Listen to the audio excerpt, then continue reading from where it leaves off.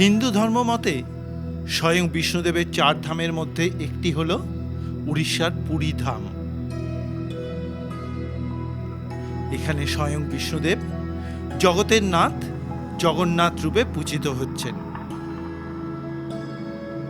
স্বয়ং বিষ্ণুদেব বিভিন্ন সময় বিভিন্ন রূপে আমাদের কাছে আবির্ভূত হয়েছেন। বিগত কয়েকটা দিন ধরে আমি পুরী ধামের বিভিন্ন আধ্যাত্মিক গুরুত্বপূর্ণ স্থান দর্শন করে চলেছি, যেগুলো গত কয়েকটা পর্বে আপনাদের কাছে আমি তুলে ধরেছি। আজ দর্শন করব স্বয়ং বিষ্ণুদেবের এক রূপ সত্যের রক্ষক ভগবান সাক্ষী গোপালকে, যেখানে আজও গোপীনাথ সত্য, প্রতিজ্ঞা ও ভক্তি রক্ষা করার জন্য অধিষ্ঠান করছেন। আর দর্শন করব শ্রীক্ষেত্রের রক্ষাকর্ত্রী দেবী মা বাটা মঙ্গলাকে, যিনি আজও জগন্নাথ ধামে আগত ভক্তদের পথের বাধা দূর করে চলেছেন। তাহলে চলুন আজকে যাত্রা শুরু করি পুরী ধামের স্বর্গদ্বার থেকে। আজ সকালবেলা সমুদ্র সৈকতে কিছুটা সময় ঘুরে চলে এলাম আমি পুরী ধামে এসে যে গেস্ট হাউসে রয়েছি সেইখানে। আমার গেস্ট হাউসটি স্বর্গদ্বারের একদম কাছে শকুন্তলা নিবাস। শ্রীকুমার সেবিটেরের এই শকুন্তলা নিবাস খুব অল্প খরচে ঘর পেয়েছি। ঘরে 3 জন থাকার মতন সুন্দর ব্যবস্থা, অ্যাটাচ ওয়াশরুম এবং রান্নাবান্না করার জন্য সুন্দর ব্যবস্থা রয়েছে। বাসনপত্র ঘর ভাড়ার মধ্যেই ধরা থাকে, শুধুমাত্র রান্নার গ্যাসটা আলাদা টাকা দিয়ে নিতে হয়। এই ঘরটা আমাদের প্রতিদিনের জন্য ভাড়া পড়েছে 820 টাকা করে। এখানে মোট 13টা ঘর রয়েছে। আমরা গেস্ট হাউসে স্নান করে ফ্রেশ হয়ে বেরিয়ে পড়লাম। সুপ্রভাত বন্ধুরা, এখন বাজে সকাল 8টা। আমি গেস্ট হাউস থেকে বেরিয়ে পড়লাম। আজকে যাব সাক্ষী গোপাল দর্শন করতে। চলুন বেরোনো যাক। শকুন্তলা নিবাস থেকে 1-1.5 মিনিট হেঁটেই পৌঁছে গেলাম সি বিচের ধারে চৈতন্যদেবের মূর্তির কাছে। এখান থেকে এখন আমরা বাস ধরে যাব পুরী মেইন বাস স্ট্যান্ডে। কিছুক্ষণ দাঁড়াতেই বাস চলে এলো। উঠে পড়লাম বাসে। এই বাসে করে প্রায় মিনিট 15 আসার পর পৌঁছলাম পুরী মেইন বাস স্ট্যান্ডে। এখান থেকে উড়িষ্যার বিভিন্ন জায়গায় বাস ছাড়ে। আমি উঠলাম ভুবনেশ্বর যাওয়ার জন্য একটা বাসে। প্রথমে যাব সাক্ষী গোপাল দর্শন করতে। এই বাসটি শীততাপ নিয়ন্ত্রিত। পুরী বাস স্ট্যান্ড থেকে সাক্ষী গোপাল মন্দিরের দূরত্ব প্রায় 21 কিলোমিটার। বাসে যেতে সময় লাগবে 30 মিনিট। এসি বাসে ভাড়া পড়ল 50 টাকা। বেশ কিছুক্ষণ বাস চলার পর কন্ডাক্টর ভাই আমাকে নির্দিষ্ট জায়গায় নামিয়ে দিলেন। মিনিট 25 মতন এই বাসে আসার পর এসে পৌঁছে গেলাম সাক্ষী গোপাল বাস স্ট্যান্ডে। এবারে এখান থেকে মন্দিরের দূরত্ব হচ্ছে প্রায় 1.5 কিলোমিটার মতন। চলুন দেখা যাক, একটা টোটো বা অটো করে নেব, তাতে যাব। কথাবার্তা বলে দুজনের জন্য 60 টাকায় একটা অটো নিলাম মন্দির যাওয়ার জন্য।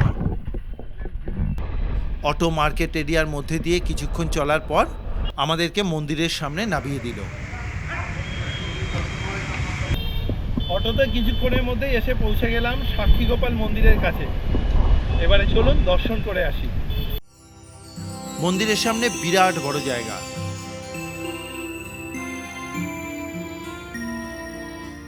মন্দিরের প্রবেশদ্বারের সামনে একটা অরুণ স্তম্ভ রয়েছে। মন্দির দর্শনের জন্য জুতো রাখার খুব ভালো ব্যবস্থা আছে এখানে। ঢুকে পড়লাম মন্দিরের মুখ্য প্রবেশদ্বার দিয়ে। এই মন্দির বহু প্রাচীন এক মন্দির। এই মন্দিরটি তৈরি হয়েছিল আনুমানিক 1300 থেকে 1400 শতাব্দীতে পুরুষোত্তম দেবের শাসনকালে।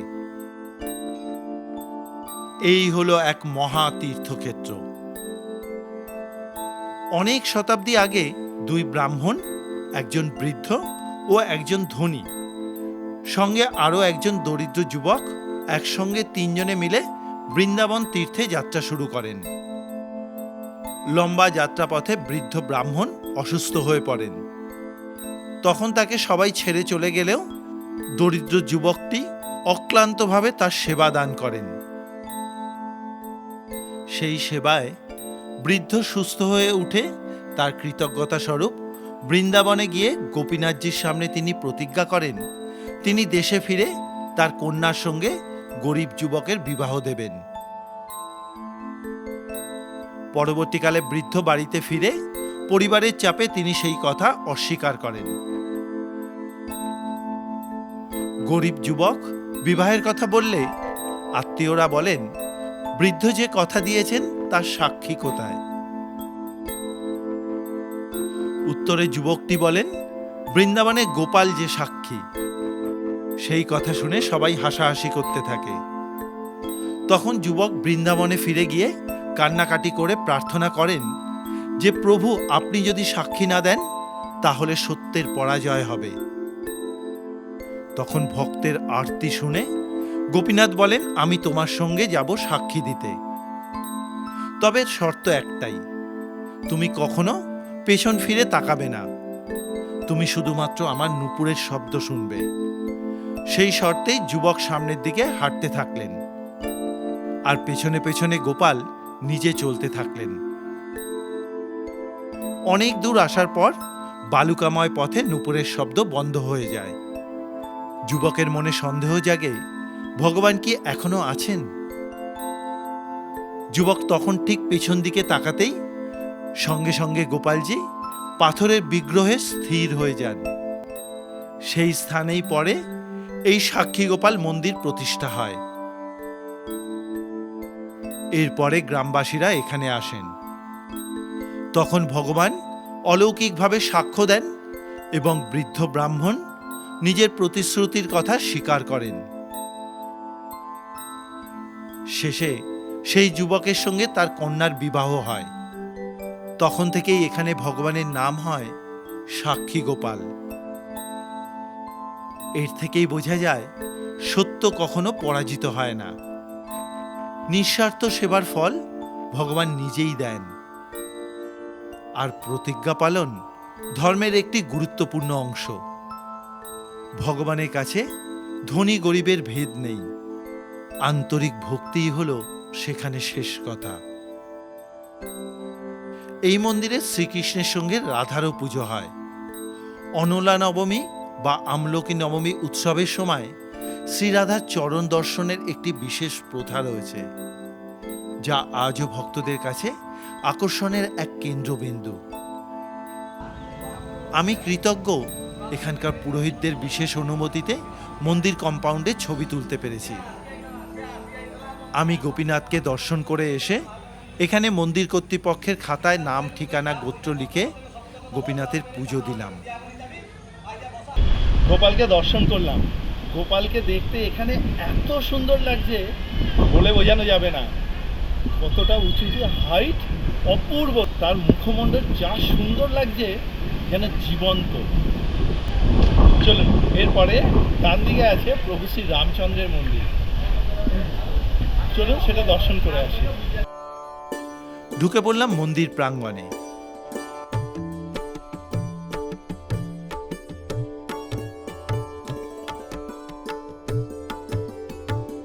মূল গর্ভমন্দিরে প্রভু শ্রী রামচন্দ্র, সীতামা এবং লক্ষ্মণ পূজিত হচ্ছেন। আমি তাদেরকে প্রণাম জানালাম। মন্দির দর্শন করে বেরিয়ে পড়লাম। আবারও অটো করে যেতে হবে সাক্ষী গোপাল বাস স্ট্যান্ডে। সাক্ষী গোপাল মন্দির দর্শন করার পর এবারে চলে এলাম সাক্ষী গোপাল বাস স্ট্যান্ডে। এখান থেকে এবার যাব বাটামঙ্গলা মন্দির দর্শন করতে। চলুন যাওয়া যাক। রাস্তায় দাঁড়াতেই বাস চলে এলো। উঠে পড়লাম বাসে। বাটামঙ্গলা মন্দির কিন্তু পুরীর দিকের রাস্তার উপরেই পড়ে। সাক্ষী গোপাল বাস স্ট্যান্ড থেকে দূরত্ব প্রায় 12 কিলোমিটার। বাসে যেতে সময় লাগবে মিনিট 20। বাসে ভাড়া পড়ল 30 টাকা মাথাপিছু।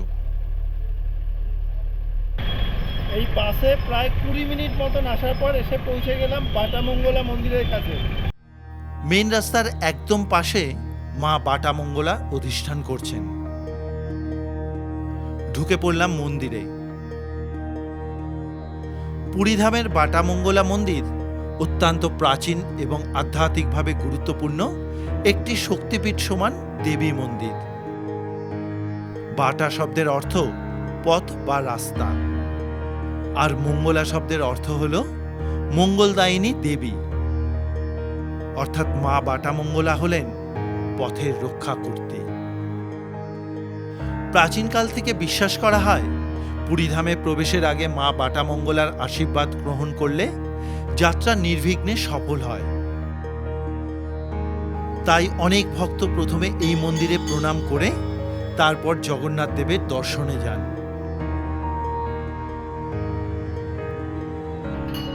আমিও মা বাটামঙ্গলাকে প্রণাম জানালাম আমাকে এই পুণ্য তীর্থে সুষ্ঠুভাবে নিয়ে আসার জন্য। এরপরে মন্দির থেকে বেরিয়ে চললাম পুরী ধামের উদ্দেশ্যে। বিকেলবেলা শকুন্তলা নিবাস গেস্ট হাউসে কিছুক্ষণ বিশ্রাম করে সন্ধ্যের সময় পৌঁছলাম পুরী জগন্নাথ মন্দিরের কাছে। সন্ধেবেলাতে আলোর সাজে জগন্নাথ দেবের মন্দির অপরূপ সাজে সেজে উঠেছে। খুব সুন্দর লাগছিল।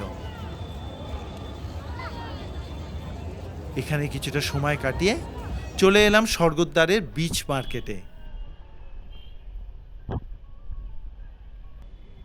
তখন এখানে বিভিন্ন দর্শনার্থী দোকানে ঘুরে ঘুরে তাদের পছন্দ মতন জিনিস কেনাকাটা করছেন। আমরা এখানে কিছুক্ষণ ঘুরে চললাম সমুদ্রের ধারে। সমুদ্রের ধারে এসে দেখলাম সুবিশাল উত্তাল সমুদ্রের কি গর্জন। প্রতিটা মুহূর্তে উঁচু উঁচু ঢেউগুলো পাড়ে এসে ধাক্কা দিয়ে আবার ফিরে যাচ্ছে। প্রকৃতির এই অকৃত্রিম রূপকে উপভোগ করতে থাকলাম